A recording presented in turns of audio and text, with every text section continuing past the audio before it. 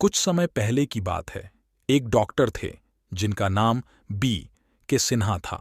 वे गाजियाबाद में एक सरकारी अस्पताल में डॉक्टर थे। एक बार वह अस्पताल से घर आ रहे थे तो रास्ते में जोरों से बारिश होने लगी और बिजली भी चमकने लगी। बिजली की चमक और घनघोर होती बारिश में कुछ भी नजर नहीं आ रहा था, लेकिन वह किसी तरह बच बचा कर घर पर आ गए।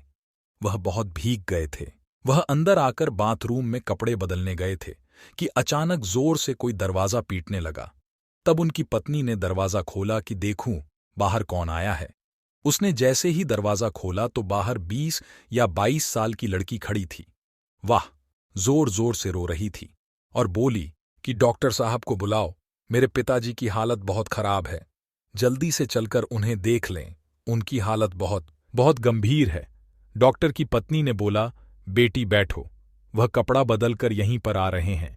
लड़की ने बोला, मुझे बैठने का समय नहीं है, डॉक्टर साहब को जल्दी से बुलाओ। इतने में डॉक्टर साहब शर्ट की बटन बंद करते हुए बाहर आंगन में आ गए।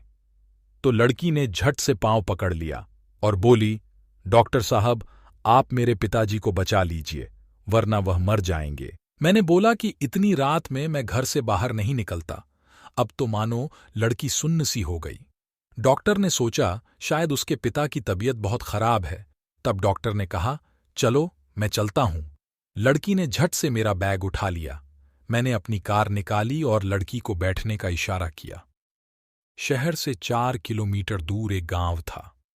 लड़की गांव में घुसने के पहले ही एक अलग घर की तरफ मेरा बैग लेकर दौड़ी और बोली, यहीं पर मेरे पिताजी हैं।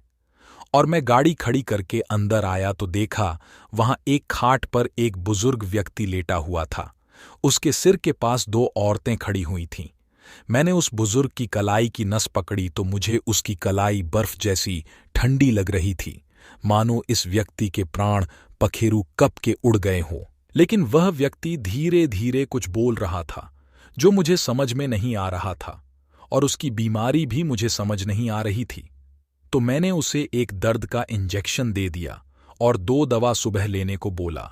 मैंने दवा का पर्चा जो 2 औरतें खड़ी हुई थीं उनके हाथ में दे दिया। फिर उस लड़की ने मेरा बैग लाकर गाड़ी में रख दिया। मैं घर वापस आ गया।